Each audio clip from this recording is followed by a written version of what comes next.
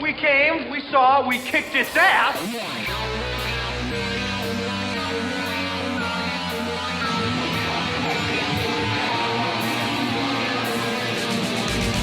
What's up, you beautiful collectors and action figure fans? It's the one and only Optipotamus coming with another video review. And on today's episode, we're going to be taking a look at the new Ghostbusters Plasma Series, Dana Barrett. More specifically, how she appears when she is possessed by Zuul, but before she becomes one of the Terror Dogs. Packaging wise, it's done up like the Ghostbusters one, although this would be the name badge if she had a jumpsuit. Because you got the open window that fully showcases the figure, you got the No Ghost logo, you got an image here of just the 4 Ghostbusters, so nothing with her. Opposite side here has that diagram stuff. The back of the package says, "There is no Dana, only Zuul." It's a really bad impression.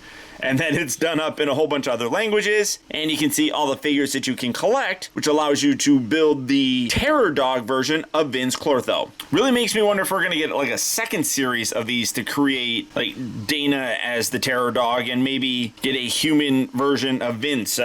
Who knows? But for the packaging, that's about it. So without further ado, let's get her out here and see how cool she actually is.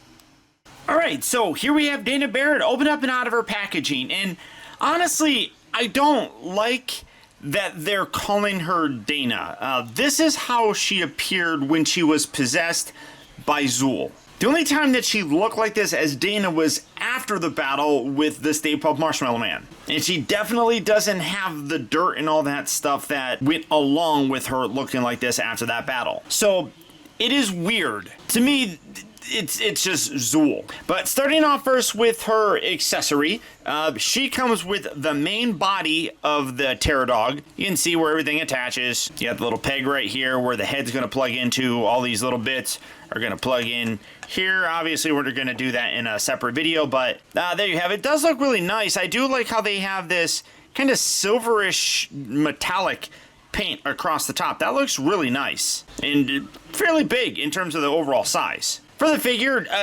absolutely terrific looking. The likeness on her, in my opinion, is probably the best of all of the figures in this first wave. I think they did an amazing job of capturing that likeness to Sigourney Weaver. I mean, you look at it, and one thing about her is she has a very noticeable lip sort of thing, and she has it here. Now, the hair looks weird. I mean, she had big hair in this part, so I don't know how they could have done that any differently, but one thing that I love, I don't know how well that's going to focus. Oh yeah, you can see it. She's got red painted eyes. That is a wonderful attention to detail. So again, it's not Dana. This is Zuul. So, I don't know. Rest of the figure looks really good. Despite the fact that she is wearing a dress, there's really not that much in terms of a limitation with her articulation. You can see that it's ripped up here, come around. You can see that she's got the little sash going around her whole body. That is a separate sort of molded piece on there from the rest of the dress itself. Gorgeous detail. You can see some really nice color variation throughout it with some kind of metallic bits in there. And you can see the inside is a yellowish metallic sort of paint, which does look good. You can see that she's barefoot. So there's that. I mean, nothing really else that you can say about it. I mean, I think that they did a great job with her. Like I said, probably the best that we've gotten. Now, we did get a Matty Collector one, but this is around the time when Matty Collector started really phoning it in and doing a shitty job on their Ghostbuster figures. One of the nice things that they did was they did give us the kind of table, boot, bench, I don't even know, but you had that, and then this is what they gave us. The likeness was terrible. The likeness on the new one is absolutely a huge improvement, but it was designed for this purpose, just to have her sit on it, which is fine. That's all well and good, but her only articulation came by the way of her head and her waist. The waist only because you could separate her, and if you wanted her to stand, you could do that. Again, you still can't really articulate her. You can just kind of have her stand there, but her hands are going to be always like this. They do have some nice paint with the fingernails and then the toenails, but there's no other articulation in this figure. But this is a huge difference. One thing that I do like is the skin tone. It's a little bit darker. That's true with the Ghostbuster figures as well. But the likeness is night and day better on the new one. Honestly, I'm trying to think. The dress, obviously this is a little bit more draping than this one is. I mean, this one kind of sits up here. This one comes all the way down. I don't know. I mean, I think this is a nice display piece. There's no real way that you can do this. Well, I guess maybe. Well, no, because you can't bend her at the waist, so there's no real way to incorporate this other than just maybe have her stand next to it. That's more than likely what I'll do just for my display. This just is not very good. But hey, let's bring in some other people. Now, this is why I say that for this figure, this is Zool, because this is the Matty Collector Louis Tully, but this is Vince Clortho in his human form. This was after he was possessed because you got the huge giant mess right there. So there's that. I like it because he's shorter, which works. And then just let's, for the hell of it, because what brought about these guys was pretty much this guy. This is Dickless, you know, the man responsible for deactivating that. Get that out of the way. This thing. So scale-wise, you can see how everything's going. I think, again, it still works pretty decently. I am quite happy with it. And again, I think that the accessory will still work with her.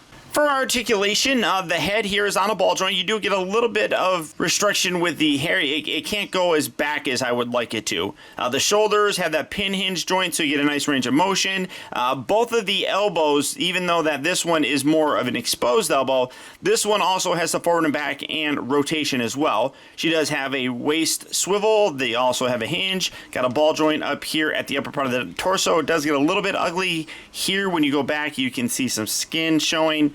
It's not terrible, but you got that same thing in the back.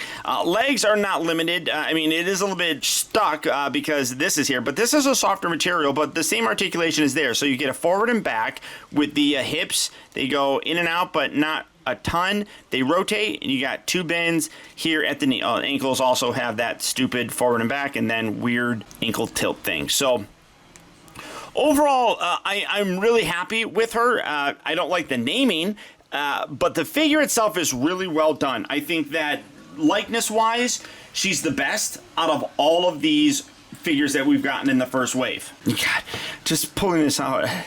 Oh, that's terrible. So obviously I would recommend picking her up. She was one of the main characters and continues to be one of the main characters throughout Ghostbusters. So it's great to see her. You do have to collect her to get the body to put everything together. So there's not a figure in this line that I'm not going to recommend because I want to build a Terror Dog, but she's still really very good. And I'm very happy with how she turned out. So all that being said, if Zool is a figure that you would like to add to your collection, she is hitting various retail locations right now. So if you're looking for her, good luck and happy hunting. Or as always, you can do the real easy thing and just go to Big Bad Toy Store. For that, I'll put a link right down in the video description where you can go to BBTS and check out availability on her, as well as the rest of the wide range of Ghostbuster figures. But beyond that, guys, that's about it. Remember, if you like this video, I would really appreciate it if you would do one small thing for me, and that's simply just to hit that thumbs up button. That one very small gesture really does go a long way towards helping me out, and I would really appreciate it. Also, I want to send a huge shout out to all of my patrons who, through their continued support,